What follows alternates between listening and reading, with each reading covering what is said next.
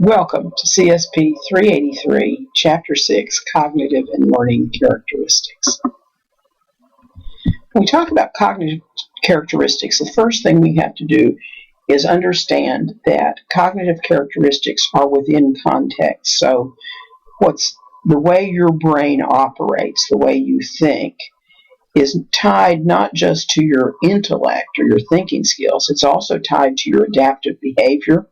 It's tied to your participation and interaction in social roles. It's tied to your health. It's tied to your environment and to your culture. One of the theories that we use most often in the world of education today is called constructivism. And so here's a little cartoon to just show us about constructivism. In cartoon strip A, you can see the teacher saying, I'll tell you everything you need to know. You need to memorize it. You'll be required to reproduce it. And the child says, I'll listen and copy your notes. I'll memorize the information. I'll reproduce the information. And this may be the way you were actually taught. It's a static model. It's information given outside of context, and it's given back outside of context. B is how we see learning today in a constructivist manner. The teacher says, I need to know what you know. I need to understand how you learn, and I'll help you develop your own understanding. And the child says, I'll explain what I know. I'll show you how I learn, and I'll enter a dialogue with you to improve my understanding. One of the key theorists that we have in the world of constructivism is Lev Vygotsky. He was a Russian psychologist. Much of his work was hidden to the public during the years of Soviet Russia. And it's only in the 1980s that we began to read about his theories. And he said learning is cognitive development through social interaction. So the way he perceives it is that you have adult guidance, peer collaboration, and an instructor. So together in the classroom, the adult is guiding us through working with each other. And in the process of doing that, then we're learning from each other and we're picking up each other's contextual understandings. He talks about there being a potential skill range as a result of social interaction. So if you had your brain on your own, it was just you on a desert island, then you would be operating at one level. But because you don't live on a desert island, because you do interact with other people, then your ability range is stretched. And he talks about the zone of proximal development. And what that means is there's an area of knowledge and skills that I can't participate in at all. I'm not ready for. There's another area of language and skills that are just really easy to me. And somewhere in between that is an area where I can do the skill if I'm given support. And that's the zone of proximal development. And so Vygotsky says, rather than teaching things kids aren't ready for at all, or teaching them things they already got, then what we want to do is find that area where they can do it with help. And in that way, we kind of leapfrog them into areas where it doesn't look like they're ready, but with help they are. He talks about there being an individual skill range, that with each individual skill, there is a range, and with each individual student, there's a range. And then he talks about the individual learning, and he says that the cognitive development interacts with the skill base, and that skill base allows us to build to the next level of skills, and through that, our cognition builds. And by the way, I did not do that slide, and development is spelled wrong. Uh-oh. That's bad. All righty. So the next place that we go after we talk about cognitive characteristic is the idea of developmental delays and developmental differences. Now, I have two videos for you here. One is with a young child and one is with an older child.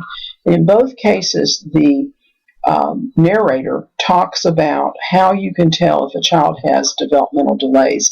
Now, this company is called Howcast, and they have thousands of videos up there. But if you wanted to see other age ranges and how they say you could tell which kids are struggling, then you can go to YouTube and find these other videos. They're all very short.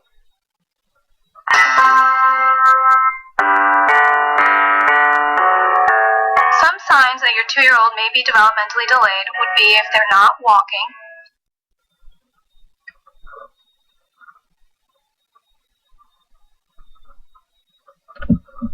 if they're not talking, if they're not able to understand simple phrases, if they don't understand who you are, in other words, if they're not pointing to you when you say mommy, if they're not responding to you, if they're withdrawn, if they are not engaged. And what engagement means really is are they looking at you? Is there that shared attention? Can you look at them and can you see that they're understanding what you're saying? Or if you're talking to them, are they staring at the ceiling? Or are they going off into the corner and completely withdrawn? Those are some areas for concern. Anytime your child loses a skill that they once had is another area for concern. So that could be something like if they were talking to you, if they were able to say, my cup please, mommy, or mommy, my cup, and all of a sudden they're not saying that, that is cause for concern. And above all else, trust your instincts. You know as a parent your child better than anyone, and if you feel for any reason that there may be a delay in your child's development, do not delay in seeking help or advice. And by that, go speak with your child's pediatrician and have a discussion of your child's development.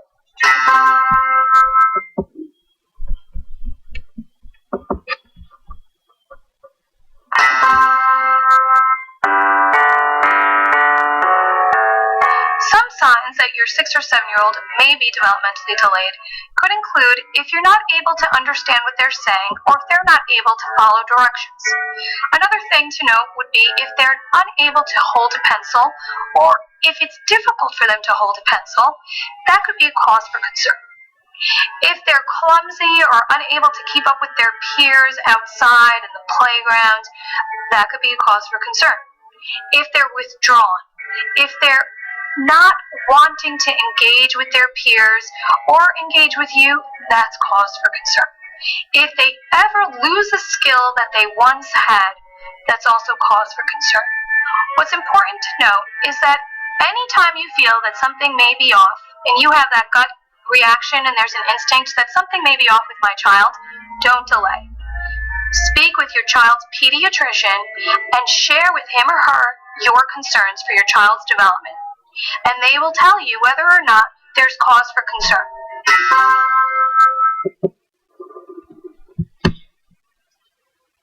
My cousin, when he was 6 years old, we were visiting, and a bunch of the cousins were out there, and he's considerably younger than I am. He was 6. I was already out teaching.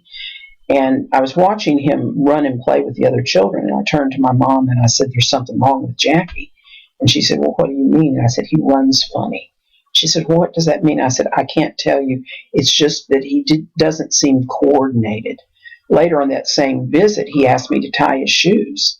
And I said, tie your own shoes. And he said, I don't know how. And I had to teach him at age 6 how to tie his shoes.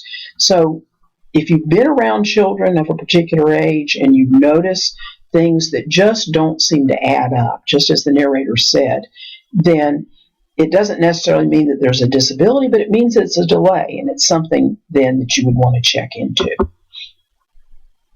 Learning characteristics. We talked in a previous chapter about generalization. And so when we're talking about generalization, what we're talking about is, can you take a skill that you learned in one setting and use it in another setting? Here's a video illustrating that.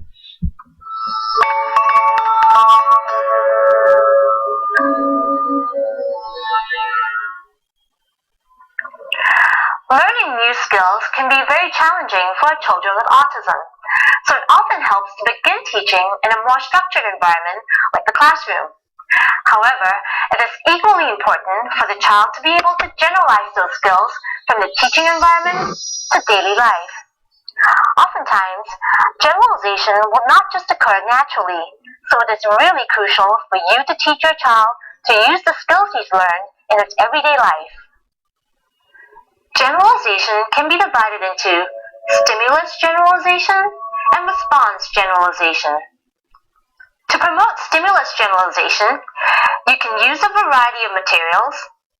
In this example, the teacher teaches the student to label a dog. Timmy, what's this? A dog? using a picture of a dog, a toy dog, what's that? A puzzle piece of a dog. What's this? Nice work. Good thing, dog. What's that? And a video of a dog. To learn more about stimulus generalization, such as using a variety of instructions, a variety of locations, and a variety of people, and response generalization. Hi, Dennis! Hey, Lynn! Go to the training video on generalization. Thanks for watching, and we'll see you next time. Also in this chapter, we talk about learning strategies. And when we look at learning strategies, what we're talking about are ways to access learning. So in other words, if I need to write a paper, what do I need to do to write a paper? If I need to study a chapter, what do I do to study a chapter? So this particular graphic shows us learning strategies in the area of communication skills, learning strategies in the area of decision-making skills, in the area of interpersonal skills, and then in the area of lifelong learning skills. And so in each of these, there are specific strategies that can be taught. A lot of times when we think of learning strategies, we think of them in terms of reading strategies, math strategies, or language strategies. Those would come even deeper than this. So this is looking at the broader sense of communication, decision-making, interpersonal, and lifelong, but then you could break those down into reading, math, language. And the last area in here is metacognition. So when we're talking about metacognition, we're talking about thinking. So declarative knowledge, self-knowledge, knowledge of the world, knowledge of the task, knowledge of the strategy. And then procedural knowledge, the ability to plan, to monitor, to problem solve, and to evaluate. When we look at kids with specific learning disabilities, then we find that they have problems with metacognition and they have problems with learning strategies, but they can be trained. Kids with mild cognitive or intellectual disabilities, developmental disabilities, can also be trained in these two areas, the area of learning strategies and the area of metacognition. For kids with more significant disabilities, it's more difficult to teach these things because their very disability is one of cognition.